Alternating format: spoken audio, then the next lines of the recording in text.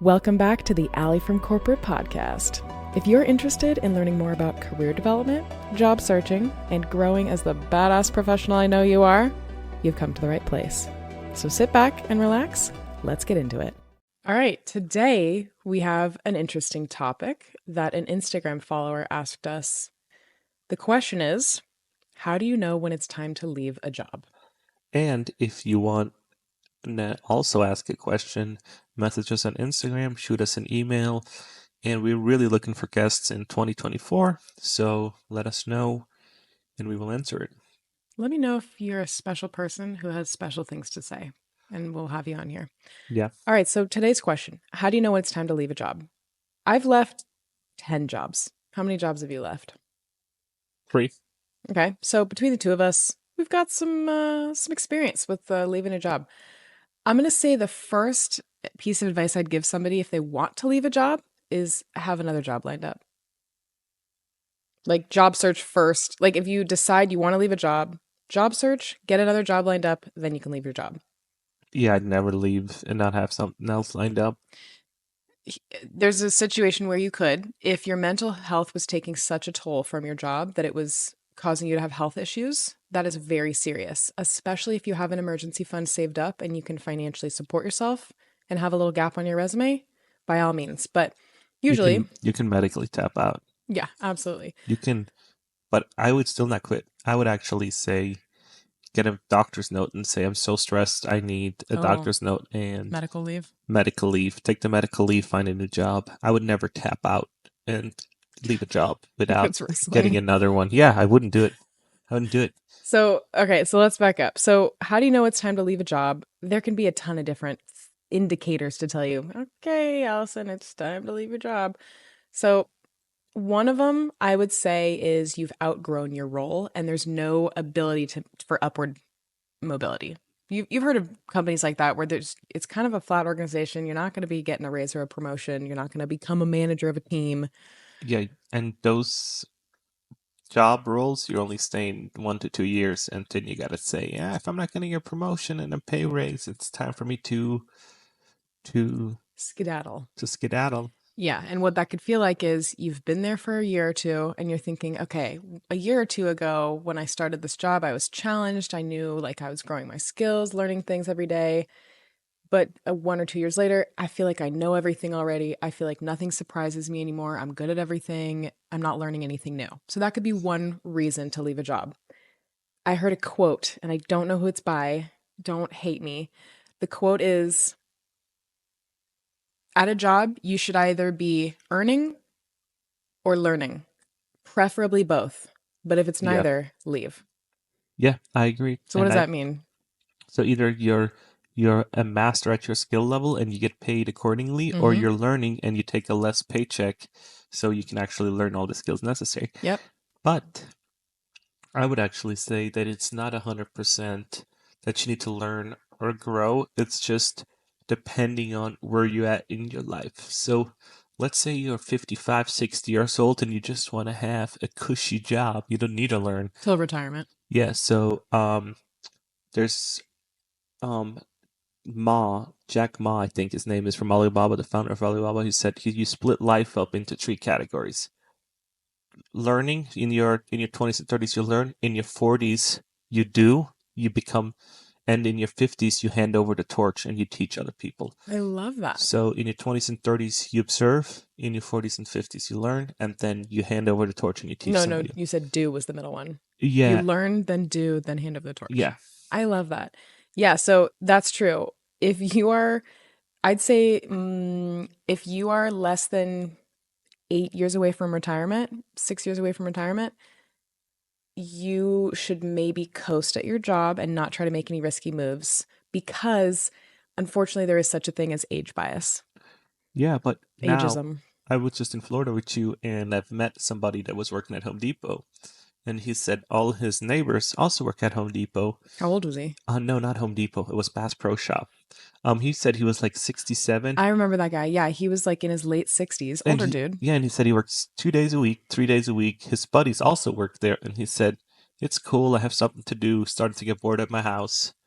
And now it makes some, he's like, I don't need the money. I'm fully retired. I have rental properties, but I need something to do. And my neighbor does it, and cool. I get to talk about barbecues, about guns. I remember this guy. He was in Yeah, the barbecue yeah. section. And he's like, I got to talk about all these cool people that want to, do barbecues and whatnot. And so He he was probably like, makes friends. yeah. And he's like, the social aspect when you're in your late 60s and early 70s is a thing for him to like look forward to something. And he says, I Wow. can take time off. I can tell my boss, like, hey, because he said all his friends that are in the same neighborhood as him also work there. So he's like, I have a bunch of friends there. I don't do heavy lifting. It's not physically, really like draining, Demanding. yeah, demanding. So he's like, I'm inside. It's cool in the summer. I have a prediction to make.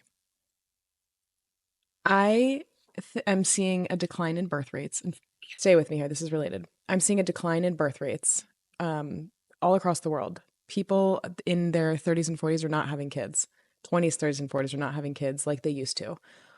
I would predict that more and more people, like when millennial is at the age of retirement and even Gen X is at the age of retirement, if they don't have kids, they will turn towards something like that to fill their time because they won't have kids. They're not going to have grandkids. What do you do in your 60s and 70s without any kids or That's grandkids? what he said. He says, I don't have I have a wife, but I don't have any kids. So he's like, I have friends, Oh, but they're also working. And he says, I love it. I have 5 days or 4 days to recoup from. recover from a long day of Bass Pro Yeah, Shop yeah, chatting yeah. at the barbecue joint. And he said, he's also said, if somebody needs the hours and somebody's like really struggling, I don't mind giving them my hours. Then I have no work for 2 weeks. But he did a nice thing for somebody. Yeah, and he helped them out. It's like, I Hmm. don't need the money. I just want to do How something. interesting. Okay, so that's one scenario where you wouldn't leave a job when you're that age and you actually want to work. Let me talk about another scenario. How to know when it's time to leave a job. What if you have an incredibly toxic work culture, and but you like what you're doing, you like the company, the Leave, product. leave, Really? leave. So you don't think an individual can change a toxic situation? No, because it comes from the top down. Toxicity is like Oh, is a toxic thing that spreads from the top down. Because you can't just have, oh, my team's not toxic, the whole organization's toxic. yeah, I think company culture is the worst behavior that's tolerated. Yeah, and so if they don't put the kibosh on, people saying stuff from the top down, Yeah, you're not gonna from the bottom up trying to get the organization to be good you're because it right. needs to come from the top where they don't tolerate stuff and make the rules, and so then it trickles down to the bottom, and that what helps the culture out. Okay, so if you are listening to this right now and you're like, oh my God, they're talking about me. I have a toxic work environment. There's gossip, there's conflict, there's backstabbing, there's throwing people under the bus, there's stealing of other people's work. Um, yeah, I would advise you to leave your job. Yeah, there's nothing else you can do.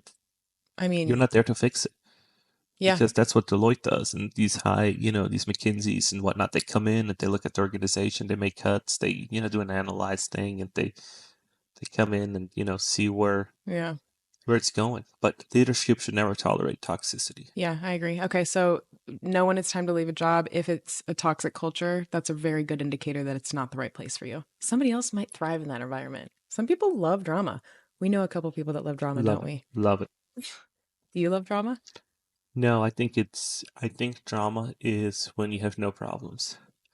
When you have no bigger problems, Oh, you just create them on your own? when your company's flourishing and you have all the clients in the world, and then you start creating drama, so you have something. But when Something you're interesting to talk about? yeah, but when your company's, that's why it's so important to have, KPIs that everybody knows, so they can set on a goal, and instead of them doing stupid stuff. I get there's businesses that are more prone to it. Right. Like when you're in the TV business, like selling Sunset, those are like drama centric. It comes with the territory, and that's what Netflix wants. So You're right. It it's is appropriate in some yeah, situations. yeah, but if you're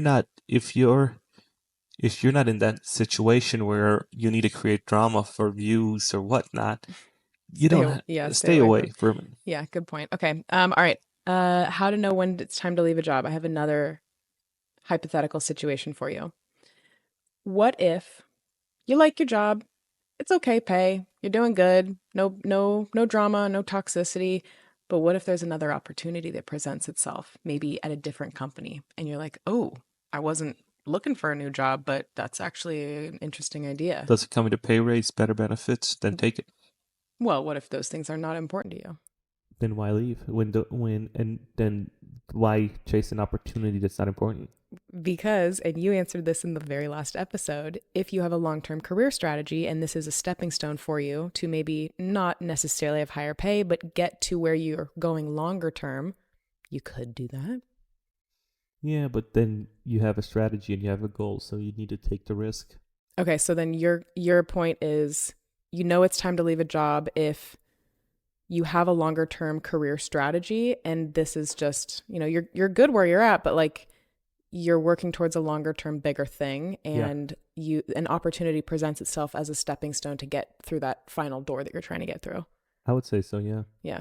Can you think of any other reasons why it would be strongly advised for somebody to leave their job? If they get accused of stuff, That if you, happened to me once. yeah, if your manager just doesn't support you, has your back, you can always do inorganizational changes. But I think, I think nowadays, if you're not growing, you're dying. Yeah, if you're not ripe, let me see, if you're not green and growing, you're ripe and rotting. Yeah. Yeah. Yeah. I mean, so you're saying like if you're bored, leave, So yeah, job if you, hop. so if I'm talking to millennials now, just to clarify, Millennials. Okay. and Gen Zers, and I'm not talking about boomers that are about to retire and just be like, we gotta Right. do it this. Or Gen No, X who are like yeah, almost at the executive level. yeah, and I think the boomers need to be gone.